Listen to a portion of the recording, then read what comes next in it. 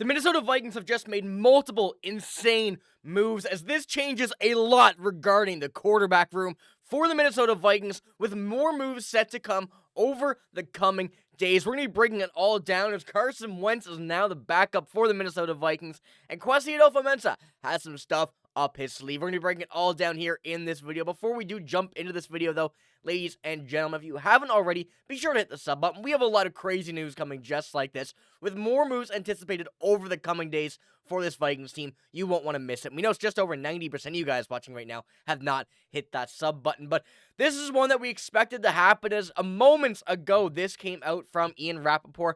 The Vikings are signing quarterback Carson Wentz, per me and Tom Pelissero, after a successful workout over the weekend, a new backup for JJ McCarthy. Now, this also comes with a few other moves in hand going on as well. Ian Rappaport tweeting this out a little bit before. The Vikings are trading Sam Howell to the Eagles. Of course, him and Tom Pelissero once again.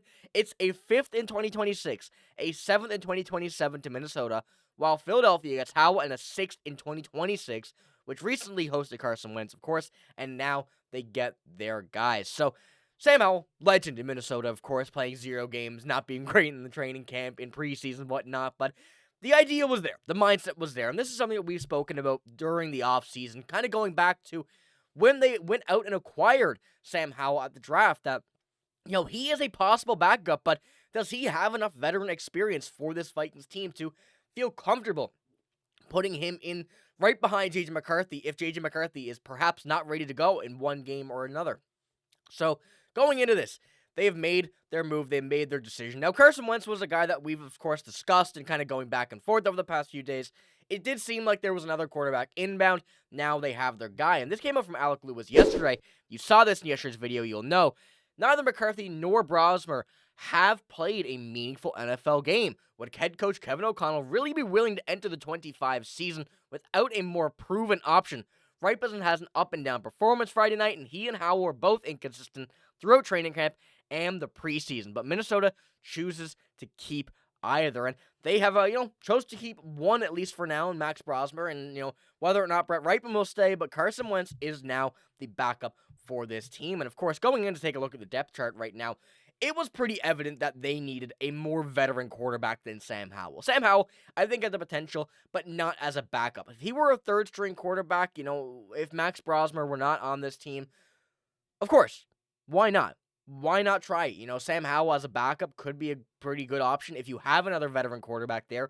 But the Vikings didn't have that, and they needed to make that. And Kevin O'Connell voiced that over the past couple days, and, kind of going into it, saying, hey, JJ's good. We know he's going to be good, but has he actually had this, potential yet? Has he actually had these games, had this experience yet in, fourth quarter, do-or-die time against the Packers in Week 16? Things like that really would matter a lot more than if your quarterback is good or not. The experience is one thing that he was lacking. So taking a look at this depth chart, of course, going down throughout the list, it really fits well getting a veteran quarterback, and especially now joining some people that very familiar with. Carson Wentz is going to have a very good, tenure here, I think, as a backup. Whether or not it is going to be one season, it's going to be something that, the Vikings needed to have regardless of what direction they started to take. And kind of going back as well, what Will Ragatz had to say on X a few moments ago as well.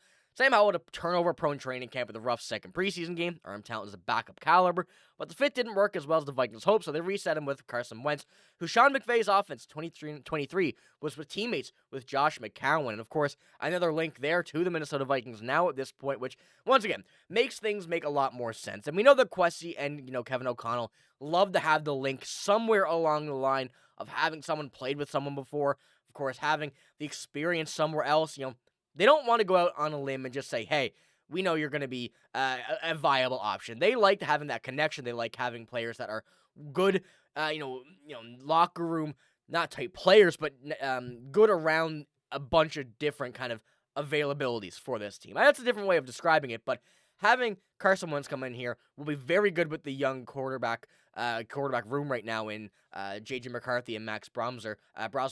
And then also going to even the young wide receivers. He's been around some very talented wide receivers in his time, and coming in now and absolutely being able to really go and show, hey, we have a different kind of mindset here now that we're going to be going into a pretty big, important season with, trying to win they got to get him in line. So I think that Carson Wentz is going to be a very good option here for this. Now, there are multiple other things that we're going to talk about here in this video, but before we do, I want to know what you think about this Carson Wentz signing. We had a little bit to kind of think about it yesterday in the video that me and Griffin made, where we kind of expected something to be made over the next few days, and it was done early. But now we know that there's one more move that's going to be made before, and that is coming in, taking a look at the depth chart, and now a wide receiver. That has been the number 2 on their checklist before week 1 of the season, and now they have their quarterback. They're going now to make sure that this move gets done. And once again, I would say by Tuesday is the idea where we get that, where we get all the releases, all the cuts, and we're going to have a good idea until then. But before that, we do have a few more updates here in this video, a few more important things also coming down to what the plan is for the remainder of preseason training camp. But going into the Vikings fan page tweet here, Ryan Wright appears to have edged out Oscar Chapman in the early Vikings punter competition. Don't be surprised if Minnesota looks to add another punter if one becomes available. Comes from Alec Lewis, mentioned on his show. Now, this is one that we haven't really spoken about too much, punters. And Ryan Wright, of course, has been pretty solid over the past few years. And going in to make a few different moves here, the Vikings are going to be looking for someone that really fits the bill now, especially where you're going on a rookie quarterback, where you're going on a very solid defense. Things are going to be, working all the way down. And Ryan Wright as well, one that I think is going to be a viable option if they choose to go him, whether they choose to go Oscar Chapman. Whoever it is, just from watching so far in the training camp and preseason, we've seen what the Vikings' kind of plan is going with this. So this is just something to keep an eye on. I didn't want to point out too much here because there is still a lot of moving parts. But going into, a couple weeks' time, then when we get to week 1 of the season, we may have a very different look in the special teams kind of thing here. So keep an eye on that, and we're going to be keeping you updated with that as well over the coming videos and coming days and weeks. But one more update from Vikings fan page as well. The Vikings could potentially net a return for Ty Chandler if they decide to move on from him over the next few days. And this comes from Alec Lewis as well. Now, when we do take a look at this running back room right now, it is very, very solid. There's no doubt about that whatsoever. But the Vikings are looking at a team now that are going to need every asset they can. They're a team that's going to try and win. They're a team that's very capable of going to win, and you want every asset. So what they could get for a return for Ty Chandler causes a lot of interest now, because when we do go, once again, I'll pull up the depth chart right now. You can have a look. Aaron Jones, Jordan Mason, Xavier Scott as well, who was injured, I believe, he was injured, but reports are saying he's going to be fine, he's going to be ready to go, should be all good for that. So that is a positive there. But Ty Chandler has been pushed down to 4th on the depth chart, which is kind of insane seeing what he was capable of doing the past few seasons with how good he's been when, he's been in for limited minutes. But going in here now and taking a look at this, if they can get a positive return for Ty Chandler, they could use him as some sort of, kind of bait in any wide receiver trade. And now we know they've been trying to look for a trade here and there to try and get another receiver. And going into this, we initially thought it was Adam Thielen. That turns out to not going to be the case. But going in now as well to whatever options they have a lot of free agents available. They have a lot of people being released on Tuesday when that is the deadline for your 53-man roster. If you're looking for a trade, trying to get a big name, and reports are saying that Tyreek Hill's an option, that we're seeing a bunch of different options here like that of massive names across the NFL. I really don't think that is the case, but if by some means that is the case, and the Vikings are looking for one of these massive names, which I think would be a little bit too much money for them, but Ty Chandler would be a phenomenal option to throw in a trade like that. A young running back who has a lot of potential, just kind of got pushed out of the lineup here. And this is something I want to keep in mind as well, because obviously taking a look at this and going on about how this is going to really impact the next few days, I take that as about 4 to 5 days. That will get us to Tuesday, where we see any sort of availability of a wide receiver being made. We know they could go, but if there's nobody there, the Vikings a trade is going to be the option. So this is another thing to keep in mind. And of course, as we get closer and closer, do not be, kind of shocked if Ty Chandler does get traded over the next coming days. But ladies and gentlemen, let me know what you think about all of this news that we have here today.